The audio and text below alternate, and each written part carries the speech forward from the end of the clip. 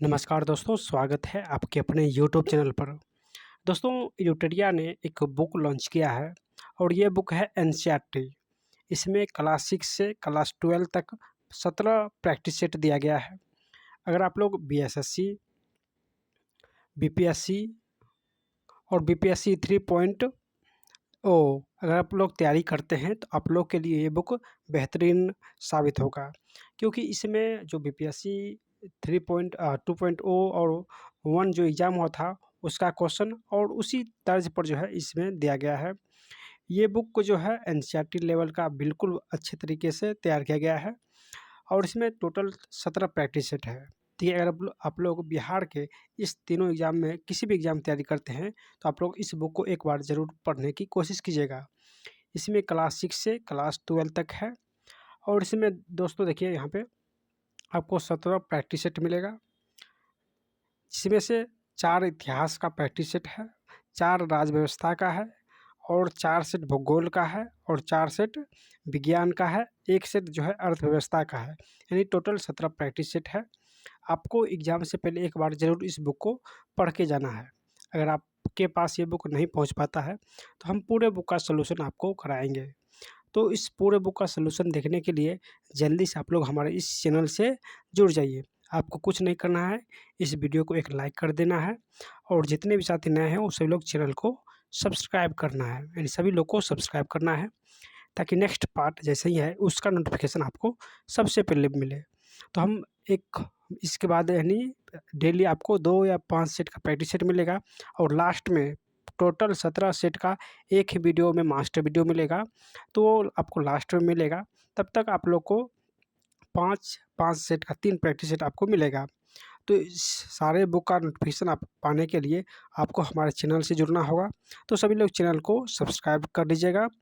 चलिए स्टार्ट करते हैं प्रैक्टिस सेट 1, जो कि इतिहास का है। इतिहास में टोटल 4 प्रैक्टिस सेट है। हम लोग इस वीडियो में प्रैक्टिस सेट 1 अभी सॉल्यूशन करेंगे। चलिए, देखिए यहाँ पे सारे जो मैनिफेस्टो है वो सारे दिया गया है। टोटल 17 प्रैक्टिस सेट दिया गया है और प्रथम जो प्रैक्टिस सेट होने वाला है वो हिस्ट्री का होने वाला है। जितने भी जो एनसीईआरटी का क्वेश्चन बना है और पूछा गया है वो सारे क्वेश्चन आपको यहाँ मिलेगा। चलिए स्टार्ट करते हैं। देखिए प्रथम क्वेश्चन क्या है। प्रथम क्वेश्चन है कि कथक जो नृत्य है ये भारत के किस भाग से संबंधित है। ये कथक नृत्य भारत के किस भाग से संबंधित है। फटाफट आप लोग भी इसका आंसर दीजिएगा। ऑप्शन है उत्तर भारत, दक्षिण भारत, पश्चिम भारत, पूर्वी भारत। तो दोस्तों कथक जो है ये कथा शब्द से निकला हुआ शब्द है, यानी कथक कथा शब्द से निकला हुआ शब्द है और ये उत्तर भारत का नृत्य है। यानी कथक जो है ये उत्तर भारत का नृत्य है। अगर कथकली रहे तो वो केरल हो जाएगा, लेकिन यहाँ पे कथक है तो ये उत्तर भारत का नृत्य है और ये कथा शब्द से बना हुआ है। तो ऑप्शन इसका एक करेक्ट हो जाएगा। नेक्स्ट क्वेश्चन देखते हैं।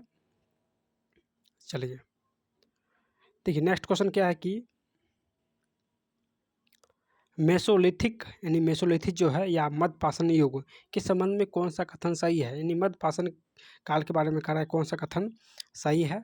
चलिए देखते हैं। देखिए प्रथम कथन है कि इस समय पत्थर के औजार को माइक्रोलिथ कहा जाता है। यानी जो मध्यपाषाण काल थे उस समय के पत्थर के औजार को माइक्रोलिथ कहते थे। तो ये बिल्कुल सही है। नेक्स्ट है कि पत्थर के औजार आकार में बड़े थे। दोस्तों ये कथन गलत है। यानी पत्थर का जो औजार था वो बिल्कुल छोटा था, यानी छोटा आकार का था। यहाँ पे बड़ा कर दिया गया है, तो ये कथन गलत है। कह रहा है इस समय पुराने किस्म के औजार अनुपस्थित थे। तो दोस्तों पुराने किस्म का भी औजार थे, जैसे हड्डी का औजार था और भी सारे प्रकार का औजार था। तो ये जो कथन है थर्ड नंबर ये भी गलत है कि कराए अनुपस्थित था। तो हड्डी का भी औजार था और पत्थर का भी औजार था, अनेक प्रकार का औजार था। तो ये भी कथन गलत है। यानी ऑप्शन नंबर ए इसका सही सॉरी ऑप्शन सी इसका सही आंसर हो जाएगा। यानी फर्स्ट जो कथन है ये सही है। अगला क्वेश्चन है कि बसोहली शैली किस राज्य से संबंधित है। यानी जो बसोहली शैली है ये किस राज्य से संबंधित है।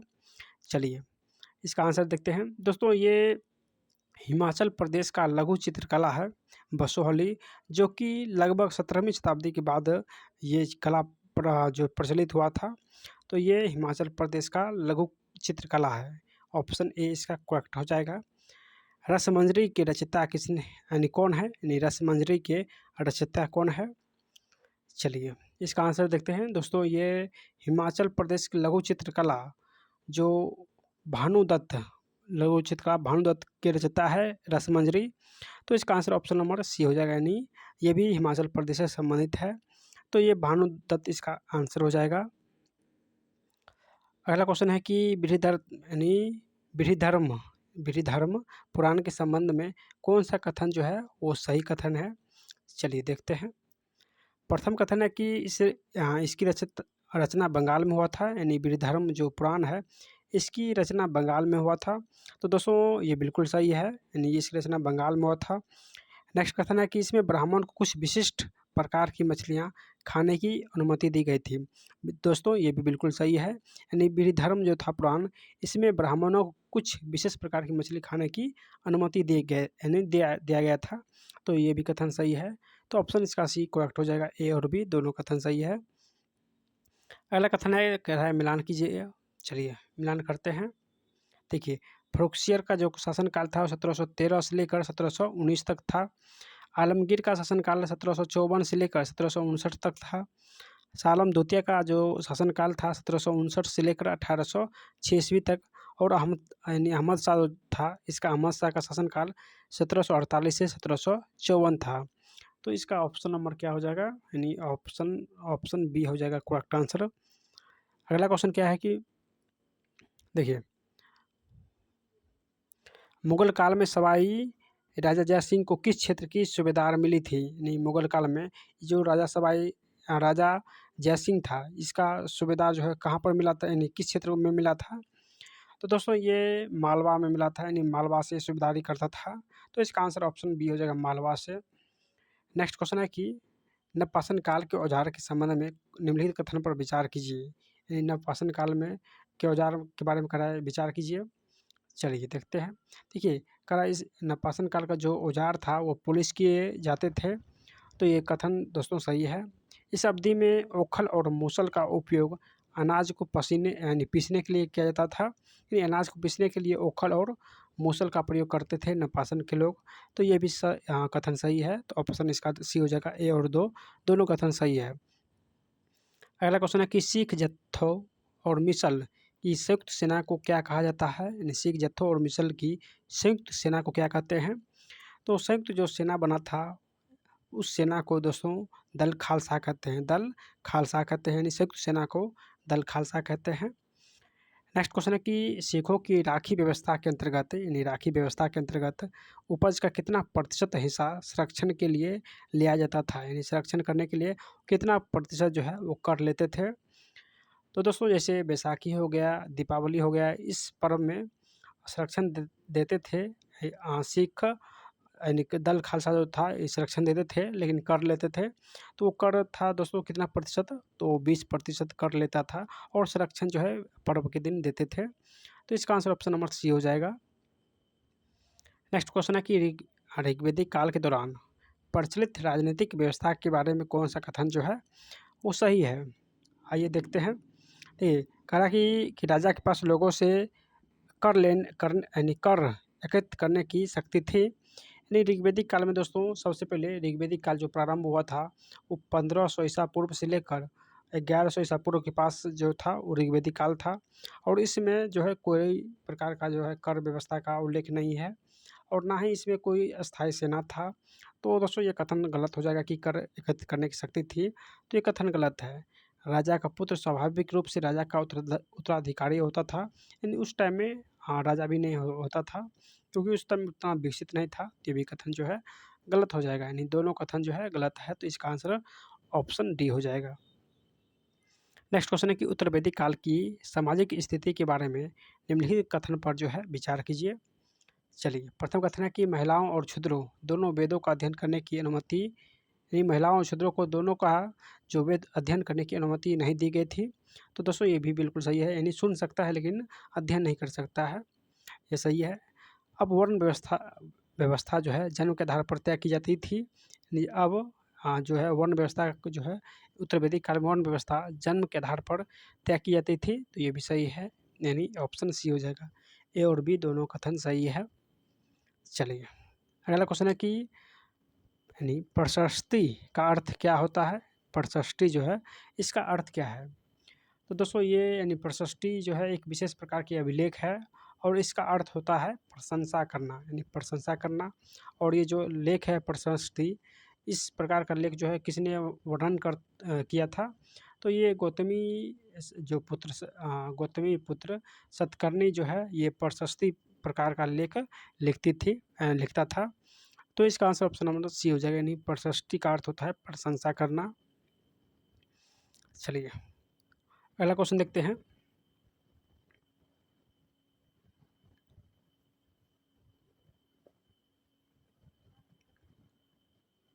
आइए अगला क्वेश्चन देखते हैं दोस्तों। देखिए, अगला क्वेश्चन है कि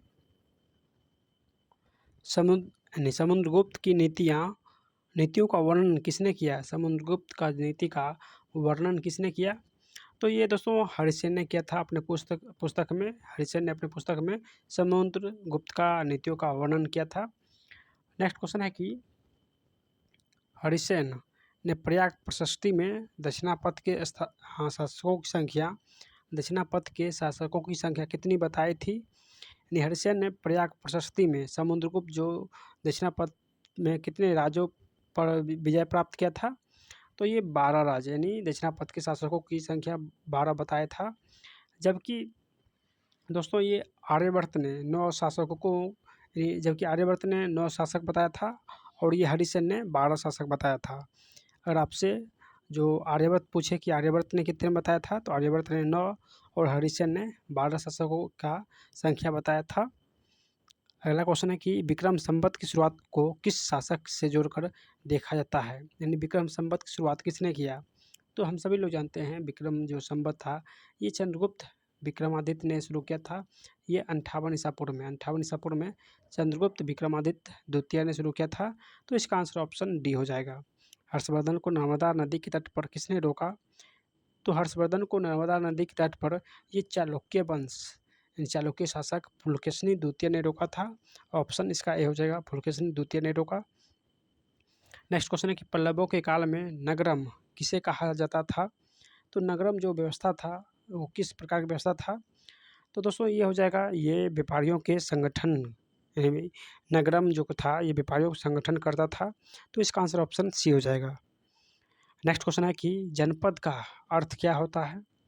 जनपद का जो अर्थ क्या है वो क्या है?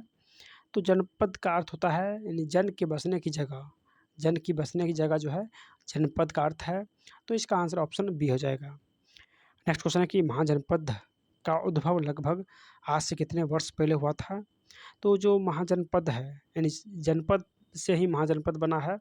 तो महाजनपद का जो उद्भव हुआ है लगभग आज से 2500 वर्ष पहले हुआ था।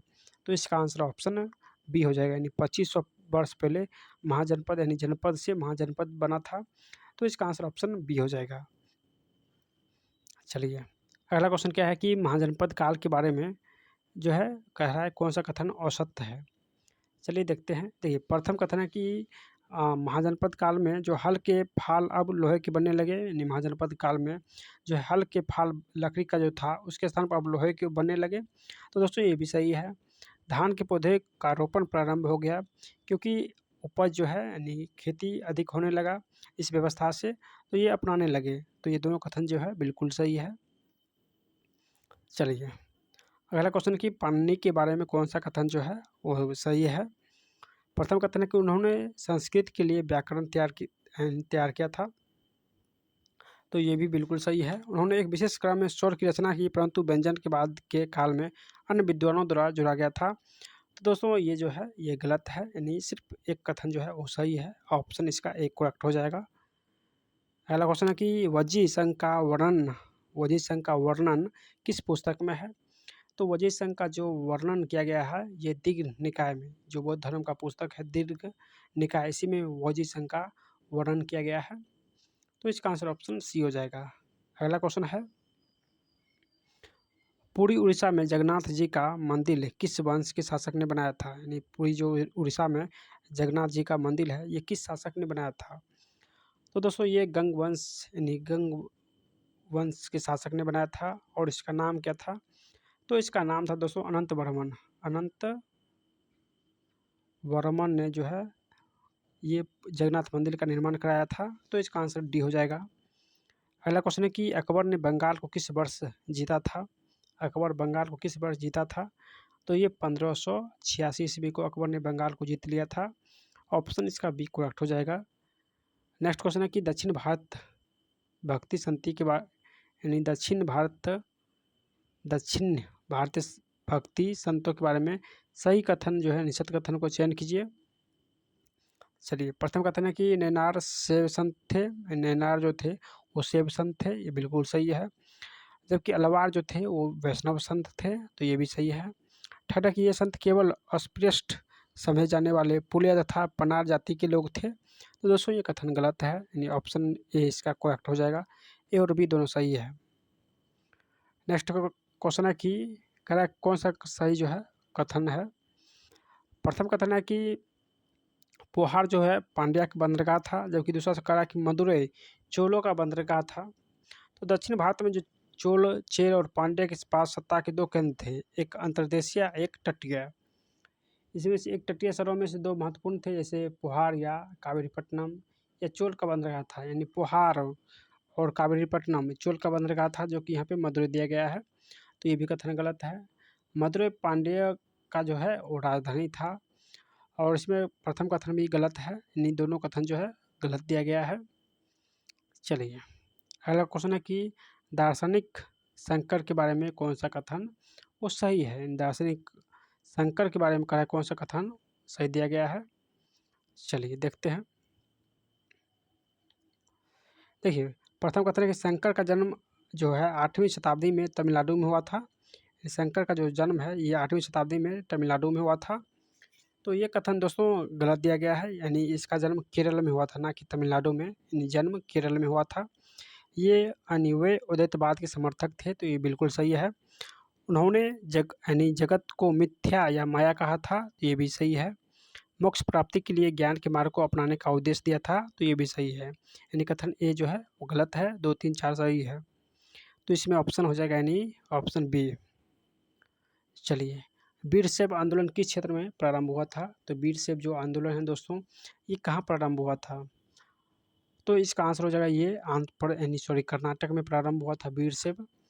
नेक्स्ट क्वेश्चन है कि महात्मा गांधी का प्रिय भजन था वैष्णव जन तो तेने कहिए पीर पराई जान रे, किसने लिखा है? तो हम सभी लोग जानते हैं दोस्तों, ये नरसिंह मेहता ने लिखा है। ऑप्शन डी हो जाएगा, नरसिंह मेहता। अगला क्वेश्चन के प्रारंभ में नाथ पंथ भारत के किस क्षेत्र में लोकप्रिय थे? तो ये जो नाथ पंथ थे ये कहाँ लोकप्रिय थे?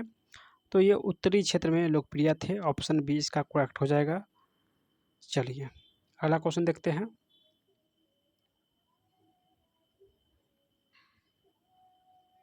देखिए, अगला क्वेश्चन है कि मीराबाई किसके अनुयायी बन गई थी? मीराबाई जो है ये किसके अनुयायी बन गए थे? तो दोस्तों ये रविदास के अनुयायी बन गई थी। ऑप्शन डी हो जाएगा इसका करेक्ट आंसर। नेक्स्ट का क्वेश्चन है कि चोल काल के करों के संबंध में कौन सा कथन जो है वो सही है? प्रथम कथन है वेटी एक प्रकार का ऐसा कर था जिसे नगद में संग्रहित किया जाता था, यानी वेटी एक प्रकार का कर था जो नगद लेते थे। तो दोस्तों ये गलत है। वेटी जो है ज़बरदस्ती लिया जाने वाला कर था, यानी ज़बरदस्ती लेते थे, तो ये कथन गलत है। कटमई जो है एक भू राजस्व था, तो ये बिल्कुल सही है। तो इसका आंसर ऑप्शन बी हो जाएगा, यानी बी करेक्ट है। चलिए, कबीर का जन्म है किस परिवार में हुआ था? तो हम सभी लोग जानते हैं कबीर का जो जन्म हुआ था वो जुलाहा परिवार में हुआ था, और इसका मृत्यु मगहर में हुआ था। इसको भी आप लोग ध्यान रखिएगा, मृत्यु मगहर में हुआ था। लंगर व्यवस्था की शुरुआत किसने किया था? तो लंगर व्यवस्था की जो शुरुआत किया था वो हम सभी लोग जानते हैं, यानी गुरु नानक साहब ने किया था। तो ये गुरु नानक साहब हो जाएगा, ऑप्शन नंबर ए है।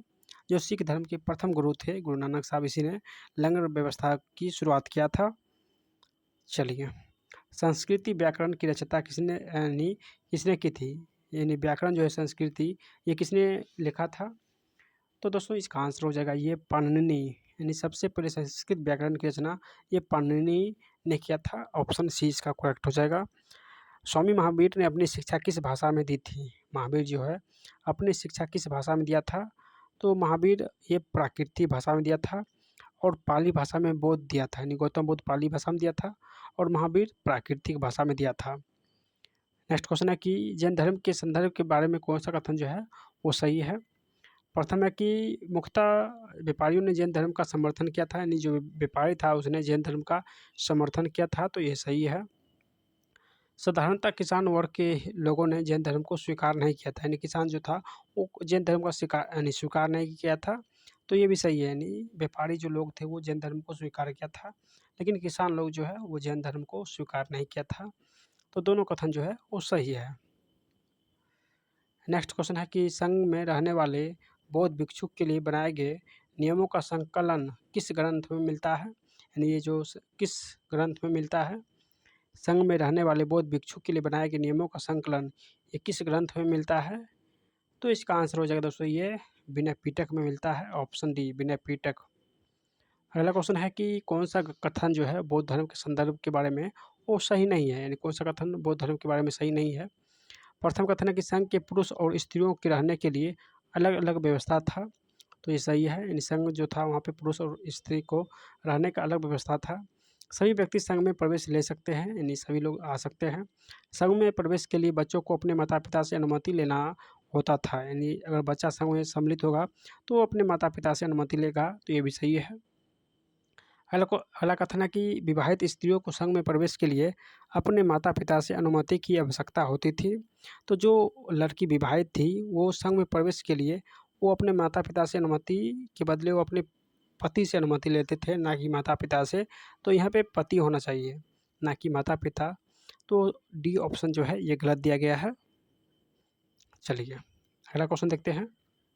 महायान के बारे में कहा है कौन सा कथन जो है वो सही है, तो ये बौद्ध धर्म से संबंधित है, तो ये बिल्कुल सही है। महायान जो है ये बौद्ध धर्म से संबंधित है। इन्होंने बौद्ध धर्म में मूर्ति पूजा को बढ़ावा दिया था, तो ये भी सही है। यानी महायान में मूर्ति पूजा को समर्थन मिला था, तो दोनों कथन जो है वो सही है। बोधिसत्व यानी बोधिसत्व के संबंध के बारे में कौन सा कथन जो है वो सही है। चलिए देखते हैं।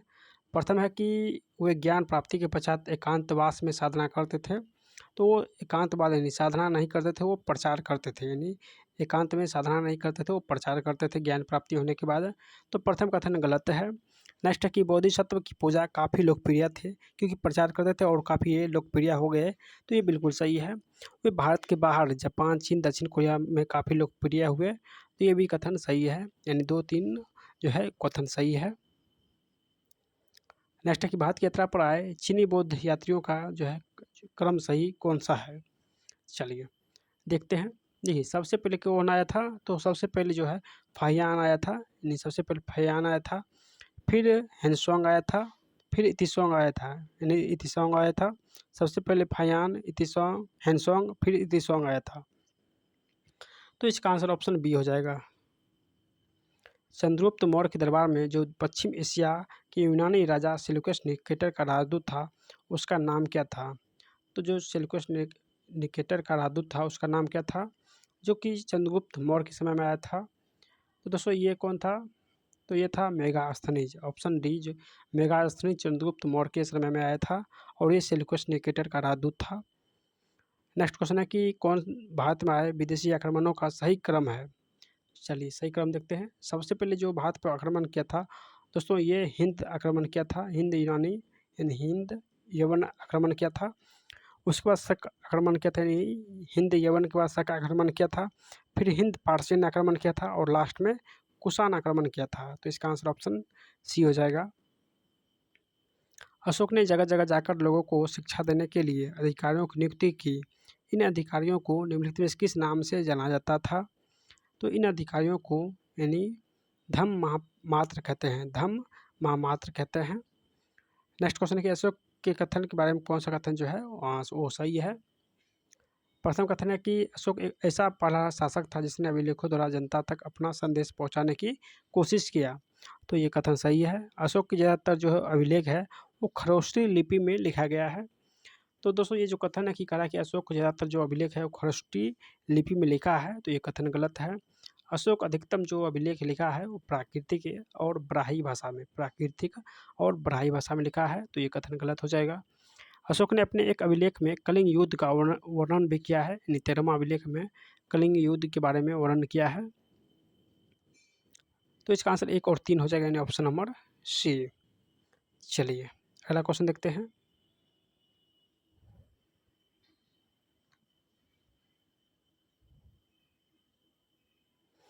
चलिए अगला क्वेश्चन क्या है कि मुगलों की जागीर यानी दिल्ली सुल्तान में से किसके बराबर है, यानी मुगलों की जागीर दिल्ली सुल्तान में से किसके बराबर है। तो इसका आंसर हो जाएगा दोस्तों ये इक्ता के बराबर है, ऑप्शन सी इक्ता। नेक्स्ट क्वेश्चन क्या है कि 14वीं शताब्दी के ग्रंथ लीला तिलकम के बारे में कौन सा कथन जो है वो सही है। प्रथम कथन है कि ये केरल में मलयालम में लिखी गई ऐसी पहली साहित्य की पुस्तक है जो व्याकरण और काव्य से संबंधित है। दोस्तों ये व्याकरण और काव्य से संबंधित है, लेकिन ये संस्कृत भाषा में लिखा गया था, तो ये कथन गलत हो जाएगा। इस पुस्तक की रचना केवल संस्कृत भाषा में की गई थी, तो दोस्तों ये भी कथन गलत है, यानी दूसरी भाषा में भी किया गया है, लेकिन यहाँ पे सिर्फ संस्कृत भाषा में किया गया है, तो ये भी कथन गलत है, यानी अन्य भाषा में भी किया गया है मलयालम छोड़कर, तो दोनों कथन जो है वो गलत है, तो इसका आंसर ऑप्शन डी हो जाएगा। नेक्स्ट है कि किन स्थानों पर अशोक के शिलालेख प्राप्त हुआ है, यानी कहाँ से अशोक का भी जो शिलालेख है वो प्राप्त हुआ है। तो ये गंधार से भी प्राप्त हुआ है, ब्रह्मगिरी से भी प्राप्त हुआ है, यानी जोगढ़ से भी प्राप्त हुआ है, गिरनार से भी प्राप्त हुआ है, लुम्बिनी से भी अशोक का शिलालेख प्राप्त हुआ है, तो इसका आंसर ऑप्शन उपयुक्त सभी हो जाएगा। नेक्स्ट है कि अशोक ने धर्म के विचारों को प्रसारित करने के लिए अपने राजदूत को कहाँ भेजा। तो अशोक जो है अपना धर्म को प्रचार करने के लिए ये सीरिया भी भेजा, मिस्र भी भेजा, श्रीलंका भी भेजा, यानी उपयुक्त सभी हो जाएगा। मौर्य साम्राज्य में अक्सर राजकुमारों को कौन सा पद दिया जाता था, यानी मौर्य साम्राज्य में राजकुमार को कौन सा पद दिया जाता था। तो ये यानी गवर्नर यानी राज्यपाल का पद दिया जाता था। भारत को उपमहाद्वीप कहा जाता है क्योंकि, तो भारत को उपमहाद्वीप इसीलिए कहते हैं क्योंकि बड़े आकार का होने के कारण और समुद्री पहाड़ी और पर्वत से बटे होने के कारण जो है भारत को उपमहाद्वीप कहते हैं, तो इसका आंसर ऑप्शन सी ए और बी हो जाएगा। नेक्स्ट की महाजनपद काल में अनाज रखने के लिए किस पात्र का उपयोग किया जाता था।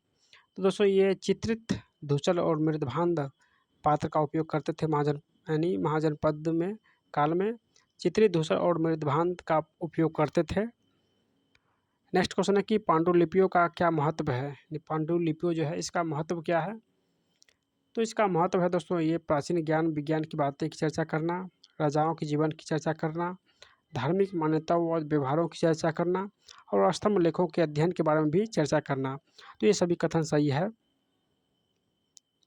चलिए अगला क्वेश्चन देख लेते हैं। देखिए अगला क्वेश्चन है कौन कुषाणों की दूसरी राजधानी थी, यानी कुषाण की दूसरा जो राजधानी था वो कहाँ था। तो इसका आंसर क्या हो जाएगा। पहला जो राजधानी था वो पुरुषपुर यानी पेशावर था, और यहाँ पे दूसरा राजधानी पूछा है तो दूसरा राजधानी ये मथुरा हो जाएगा, ऑप्शन सी मथुरा हो जाएगा। अरिकामेडु नामक प्राचीन पत्तन निम्नलिखित में से कहाँ अवस्थित है, यानी जो अरिकामेडु नामक प्राचीन पत्तन है ये कहाँ अवस्थित है। तो दोस्तों ये पुदुचेरी में स्थित है, ऑप्शन डी पुदुचेरी हो जाएगा। नेक्स्ट क्वेश्चन है कि जातक कथाओं का संकलन निम्नलिखित में से किसके द्वारा किया गया है। तो दोस्तों ये ये बौद्ध अनुयायियों के द्वारा, यानी जातक कथा जो है ये वर्णन बौद्ध अनुयायियों के द्वारा किया गया है, ऑप्शन ए हो जाएगा। दक्षिण भारत तमिल क्षेत्र में बड़ी भू स्वामित्वों का क्या कहा जाता है, यानी दक्षिण भारत तमिल क्षेत्र में बड़े भू स्वामित्वों को क्या कहा जाता है। तो दोस्तों ये हो जाएगा निवेल्ला विल्ला कहते हैं, ऑप्शन डी विल्ला कहते हैं। चलिए अफगानिस्तान से प्राप्त होने वाले गंधार अभिलेख के संबंध में कौन सा कथन जो है वो सही है। प्रथम कथन है कि ये अभिलेखों पर अशोक शासक का आदेश उत्कीर्ण करवाया गया था, तो ये जो गंधार अभिलेख प्राप्त है इसमें अशोक का आदेश पर जो है उत्कीर्ण कराया गया था। नेक्स्ट है कि इसे ब्राह्मी भाषा में लिखा गया था, तो दोस्तों ये कथन गलत है, यानी ऑप्शन सिर्फ एक सही है। नेक्स्ट है कि प्राथमिक स्रोत के संबंध में कौन सा चीज़ जो है शामिल है, यानी प्राथमिक स्रोत के बारे में जो अध्ययन करते हैं उसमें कौन सा शामिल है। तो अभिलेख भी शामिल है, मिट्टी के बर्तन भी शामिल है, जानवर की हड्डी भी शामिल है, धातु भी शामिल है, औजार भी शामिल है और आभूषण भी शामिल है, यानी उपयुक्त जो है वो सभी हो जाएगा, ऑप्शन इसका सी करेक्ट हो जाएगा। नेक्स्ट है कि प्रारंभिक मानव आखेटक खाद्य संग्राहक के रूप में एक जगह से दूसरी जगह क्यों घूमते हैं? तो एक जगह से दूसरे की जगह क्यों घूमते हैं? तो इसका आंसर हो जाएगा दोस्तों, यानी एक जगह रुकने के कारण वहाँ के फल, वृक्ष तथा जानवरों को खाकर समाप्त कर देते हैं। ये कथन सही है। शिकार ढूंढने के कारण जो है एक से अधिक जगह घूमते हैं, तो ये भी सही है। मवेशी का चारा ढूंढने के लिए भी एक से अधिक जगह जो है घूमते हैं, और मौसम बदलने के कारण जो है एक से अधिक जगह घूमते हैं। तो उपयुक्त जो है वो सभी आंसर हो जाएगा इसका। चलिए अगला क्वेश्चन देखते हैं। देखिए अगला क्वेश्चन है कि आहत सिक्का जो है किस संदर्भ के बारे में कह रहा है बताने के लिए। आहत सिक्का के बारे में कह रहा है बताने के लिए, तो चलिए इसका आंसर देखते हैं। देखिए आहत सिक्का जो है, कह रहा आहत सिक्का सामान्यतः आयताकार, वर्गाकार और गोलाकार होते थे। तो दोस्तों ये कथन गलत है। यानी जो आहत जो सिक्का था दोस्तों, ये जो है गोलाकार यानी चपटा हुआ करता था, ना कि आयताकार हुआ करता था। तो ये कथन गलत है। आहत सिक्के को सामान्यतः ढालकर बनाया जाता था। तो आहत सिक्का कह रहा है कौन सा कथन गलत है? सॉरी, यहाँ पे कह रहा है कौन सा कथन गलत है? तो ये आहत सिक्का था, इसको दोस्तों यानी ढाल कर नहीं बनाते थे, यहाँ पे मोहर लगाकर बनाते थे जो आहत सिक्का था। आहत सिक्का को ठप्पे ठप्पे लगाकर जो है बनाते थे सोना चांदी पर। तो दोस्तों ये कथन जो है बी जो है बिल्कुल गलत है। जबकि प्रथम कथन है कि आहत सिक्का सामान्यतः आयताकार, वर्गाकार और गोलाकार था, यानी ये गोलाकार था ही, ये आयताकार भी और वर्गाकार भी आकार का था आहत सिक्का। यानी बी कथन जो है गलत है। सी कह रहा है कि ये सिक्के चांदी और तांबे की विभिन्न आकृतियों के होते थे, तो ये भी कथन सही है, यानी ऑप्शन बी जो है कथन गलत है। नेक्स्ट कथन है कि मथुरा के अभिलेखों में किसका उल्लेख मिलता है? तो मथुरा के अभिलेख में दोस्तों ये सोनारों का उल्लेख मिलता है, लोहार एवं बुनकरों का उल्लेख मिलता है, टोकरी एवं माला बनाने वाले का भी उल्लेख मिलता है। तो उपयुक्त इसका डी करेक्ट है, नहीं सभी हो जाएगा। संगमकालीन व्यापार के संदर्भ में जो है कौन सा कथन सही है? तो इसमें प्रथम कथन है कि व्यापारी सामानों को ले जाने के लिए केवल समुद्री मार्ग का उपयोग करते थे। तो दोस्तों ये कथन गलत है। सिर्फ समुद्री का उपयोग करते थे, समुद्री मार्ग का। तो दोस्तों ये कथन गलत है। नेक्स्ट है कि बुद्ध की जीवन, बुद्ध चरित्र के रचनाकार कौन है? तो बुद्ध चरित्र जो है इसके लेखक है अशोक घोष। अशोक घोष इसका आंसर हो जाएगा option number D. Next question है कि बुद्ध धर्म के प्रसार के संदर्भ में कौन सा कथन जो है वो सही है? तो प्रथम कथन है कि बौद्ध धर्म दक्षिण पूर्व की ओर श्रीलंका, म्यांमार, थाईलैंड, इंडोनेशिया सहित दक्षिण पूर्व एशिया के अन्य भागों में फैला। तो ये कथन सही है। इन क्षेत्रों में थेरवाद नामक बौद्ध धर्म का आरंभिक रूप कहीं अधिक प्रचलित था। तो ये भी कथन जो है वो बिल्कुल सही है। तो ए और बी दोनों कथन सही है। नेक्स्ट क्वेश्चन है कि प्रायः स्तूपों की चारों ओर परिक्रमा करने के लिए एक वृत्ताकार पथ होता है जो कहलाता है। तो वृत्ताकार पथ को यानी प्रदक्षिणा कहते हैं, यानी प्रदक्षिणा कहते हैं। ऑप्शन 20 का करेक्ट हो जाएगा। नेक्स्ट क्वेश्चन है कि प्रारंभिक मानव निम्न से किस आधार पर पौधा तथा जानवरों का चयन करते थे?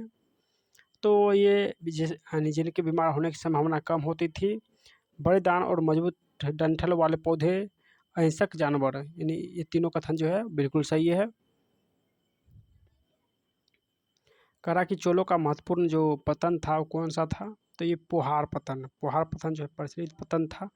बुर्जहों में आवास के संबंध में कौन सा कथन जो है वो सही है? चलिए प्रथम कथन है कि बुर्जहों में लोग गड्ढे के नीचे घर बनाते थे, तो ये भी कथन सही है। पुरातात्विक की यानी पुरातात्विकविदों को झोपड़ियों के अंदर तथा बाहर दोनों ही स्थान पर आग जलाने की जगह मिली। तो ये भी कथन जो है वो सही है, यानी ऑप्शन सी इसका करेक्ट हो जाएगा। अगला क्वेश्चन है कि कुषाण के समय बौद्ध धर्म की किस नई शाखा का विकास हुआ? यानी जो कुषाण है, कुषाण के समय बौद्ध धर्म की किस नई शाखा का विकास हुआ था? तो इसका आंसर हो जाएगा दोस्तों ये महायान शाखा का जो विकास हुआ था कुषाण के समय। तो ऑप्शन इसका बी हो जाएगा। अगला क्वेश्चन है कि हड़प्पा कालीन संस्कृति के बारे में जो है कथन मिलान कीजिए। चलिए मिलान करते हैं। देखिए तांबा जो है कहाँ से प्राप्त हुआ है? तो तांबा ये राजस्थान से प्राप्त हुआ। टीन जो है अफगानिस्तान से प्राप्त हुआ और सोना कर्नाटक से प्राप्त हुआ। तो ऑप्शन इसका बी करेक्ट हो जाएगा। हड़प्पा यानी हड़प्पाई सभ्यता के अंत के संबंध में इतिहासकारों ने क्या क्या अटकलें लगाई है? तो ये हो जाएगा दोस्तों नदियों को सूखने के कारण, यानी हड़प्पा जो सभ्यता खत्म हुआ है ये नदियों को सूखने के कारण, जंगलों के विनाश होने के कारण, चरगाह मैदान समाप्त होने के कारण और बाढ़ के कारण। फिर लास्ट है शासकों के नियंत्रण समाप्त होने के कारण। तो ये सभी कारण जो है वो हड़प्पा सभ्यता के अंत का कारण बना। तो उपयुक्त सभी कथन जो है सही है। हड़प्पा सभ्यता के अंत होने का क्या परिणाम था? तो इसका आंसर हो जाएगा दोस्तों, यानी हड़प्पाई नगरों को लोगों ने छोड़ दिया। मोहरों लेखन और यानी बाँटों का प्रयोग बंद हो गया। कच्चे माल का यानी आयात जो है वो घट गया था। नई बस्तियों की संख्या जो है वो बढ़ गया था। तो ये सभी कारण जो था वो हड़प्पा सभ्यता का अंत का कारण बना। नेक्स्ट क्वेश्चन है,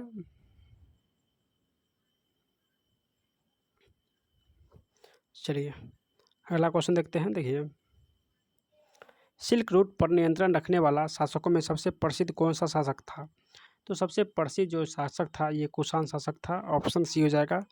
अश्वघोष जिसने बुद्ध की जीवन लिखी किसके दरबारी कवि थे? तो अश्वघोष जो है ये कनिष्क के दरबारी कवि थे। ऑप्शन बी हो जाएगा। अगला क्वेश्चन है कि रोमन साम्राज्य में भारत के किस वस्तु की मांग सबसे अधिक थी? तो दोस्तों ये काली मिर्च हो जाएगा, यानी काली मिर्च की मांग सबसे अधिक थी। नेक्स्ट है कि पुलकेशिनी के बारे में कौन सा कथन सही नहीं है? तो इसमें प्रथम कथन है कि ऐहोल शिलालेख पुलकेशिन द्वितीय की विजय का वर्णन किया गया है। तो ये सही है। गुप्त के खिलाफ लड़ाई में उनकी मृत्यु हो गया था। तो दोस्तों ये चालुक्य वंश का था, ना कि गुप्त वंश के। तो ये कथन गलत है। नरसिम्हन ने पुलकेशिन द्वितीय को हराया और वातापी पर यानी वातापी पर कब्जा कर लिया। तो ये भी सही है, यानी पुलकेशिन द्वितीय को नरसिम्हन ने हराया था। पुलकेशिन द्वितीय ने 610 ईस्वी से 642 ईस्वी तक जो है वो शासन किया। तो ये भी कथन जो है वो सही है। नेक्स्ट है कि जाट राज अपने किस राजा के समय शक्तिशाली रूप में उभरा हुआ था? तो ये जो यानी राज था ये सूरजमल के समय जो है सबसे शक्तिशाली राज बना था। तो सूरजमल हो जाएगा। 16वें वित्त आयोग के चेयरमैन कौन है? तो आपको बता दें कि 16वें जो वित्त आयोग के चेयरमैन बना है ये अरविंद पनगडिया बना है, जो कि नीति आयोग के उपाध्यक्ष थे। अब ये वित्त आयोग के चेयरमैन बने हैं। ऑप्शन बी हो जाएगा। नेक्स्ट क्वेश्चन है कि केंद्र सरकार ने पिछले कुछ वर्षों में राष्ट्र विरोधी गतिविधि में संलिप्त होने के कारण किन संगठन पर जो है वो प्रतिबंध लगा दिया है? तो ये Tehreek e Hurriyat, Jamaat e Islami, Jammu Kashmir liberation front, Jammu Kashmir democratic front, ये सभी पर जो है प्रतिबंध लगा दिया है केंद्र सरकार ने। नेक्स्ट क्वेश्चन है कि किसे हाल ही में MS स्वामीनाथन पुरस्कार से सम्मानित किया गया है? तो ये बी आर कम्बोज को हाल ही में MS स्वामीनाथन पुरस्कार जो है वो दिया गया है। ऑप्शन सी इसका करेक्ट हो जाएगा, बी आर कम्बोज। संयुक्त सैन्य अभ्यास डेजर्ट साइक्लोन भारत और किस देश के बीच संयुक्त अभ्यास है? तो डेजर्ट साइक्लोन जो है ये भारत और अमीरात के बीच संयुक्त अभ्यास है। ऑप्शन सी इसका करेक्ट आंसर हो जाएगा। चलिए अगला क्वेश्चन क्या है, देखिए,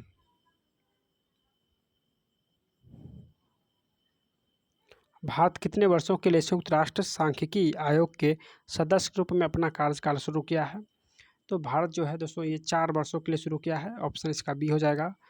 भारतीय नौसेना स्टाफ के उप प्रमुख के रूप में किसे नियुक्त किया गया है? तो भारतीय सेना के उप प्रमुख के रूप में दिनेश के त्रिपाठी को नियुक्त किया गया है। अगला क्वेश्चन है कि भारतीय राष्ट्रीय महासागर सूचना सेवा केंद्र के संदर्भ में कौन सा कथन जो है वो सही है? चलिए इसमें प्रथम कथन है कि इन पर्यावरण, वन और जलवायु परिवर्तन मंत्रालय के तहत इसे स्वायत्त संगठन, यानी एक स्वायत्त संगठन है। यानी पर्यावरण, वन और जलवायु परिवर्तन मंत्रालय के तहत एक स्वायत्त संगठन है। यानी प्रथम कथन ही सही है, बाकी जो है 2 और 3 जो है गलत दिया गया है।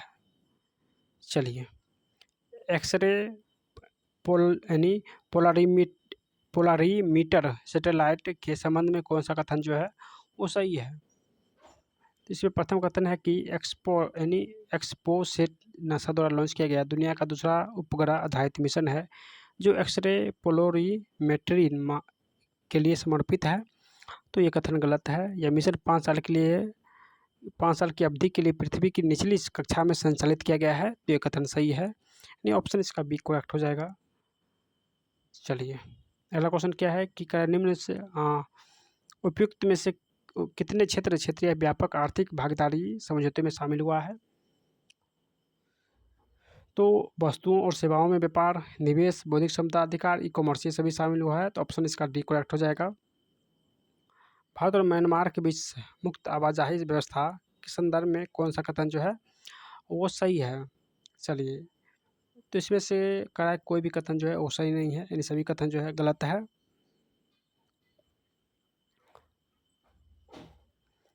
चलिए, अगला क्वेश्चन है कि यानी वस्तु और सेवा कर जीएसटी के बारे में कह रहा है, कौन सा कथन वो सही है? तो जीएसटी के बारे में कह रहा है, कौन सा कथन सही है? चलिए देखते हैं। प्रथम कथन है कि जीएसटी में निर्यातक अपने उत्पादन पर कर का भुगतान नहीं करते, लेकिन वे अपने इनपुट का भुगतान किए गए कर पर रिफंड के हकदार होते हैं।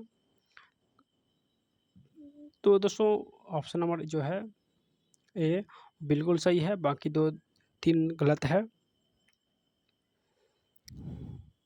अगला क्वेश्चन है कि कौन सा अंतर्राष्ट्रीय संगठन वैश्विक परमाणु आदेश का अनुपालन सुनिश्चित करने के लिए परमाणु गतिविधि की निगरानी और विनिमय में महत्वपूर्ण भूमिका निभाता है? तो ये अंतर्राष्ट्रीय परमाणु ऊर्जा एजेंसी हो जाएगा, अंतर्राष्ट्रीय परमाणु ऊर्जा एजेंसी। नेक्स्ट है कि कराए कौन सा कथन जो है वो सही है? चलिए, प्रथम है कि मालदीव में इंडिया आउट अभियान की प्राथमिक उद्देश्य भारत से जुड़ी सभी बुनियादी ढांचा परियोजना का रोकना। तो जो ये इंडिया आउट है, इसमें जो मालदीव में दोस्तों भारतीय सेना का विरोध किया गया था, ना कि जो है परियोजना के बारे में कहा गया था, तो ये कथन गलत है। बाकी करा कि भारतीय मालदीव को आतंकवाद, मादक पदार्थों की तस्करी, नशीले पदार्थ और विभिन्न समुद्री अपराधों के खिलाफ अपनी प्राथमिक रक्षा पंक्ति बनना, तो ये कथन सही है। भारत मालदीव में ग्रेटर माले कनेक्टिविटी प्रोजेक्ट विकसित कर रहा है, तो ये भी कथन जो है सही है, यानी 2 और 3 सही है। ऑप्शन इसका बी करेक्ट हो जाएगा। अगला क्वेश्चन क्या है कि भारत और पाकिस्तान ने हाल ही में एक द्विपक्षीय समझौते के तहत परमाणु प्रतिष्ठानों की सूची का आदान प्रदान किया है। इस संधि के बारे में कौन सा कथन जो है वो सही है?